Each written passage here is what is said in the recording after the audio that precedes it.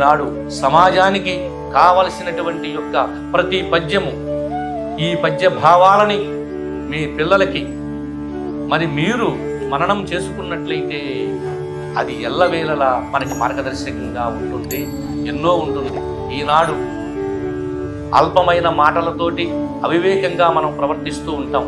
అందుకనే చెప్తాడు, అల్పుడెప్పుడు పల్కు, అల్పుడెప్పుడు పల్కు ఆడంబరముగాను, సజ్జనుండు బల్కు చల్లగాను, కంచు మ్రోగినట్టు కనకంబు మ్రోగు నా విశ్వరాభిరామ వినురవేమా. వ్యక్తిత్వ వికాసానికి అపురూపంగా దోహదపడుతుంది ఈ పద్య భావన. ఇది విద్యార్థులకు ఎంతో అవసరం. ఈ పద్య భావన అవివేకులు, అజ్ఞానులు ఆడంబరాలతో పలుకుతారు. ఎప్పుడు కూడా వివేకవంతి సజ్జనుండు చల్లగా పలుకుతాడంటే ఆలోచనతోటి నెమ్మదిగా చెప్తాడు అని మనం అర్థం చేసుకోవాలి.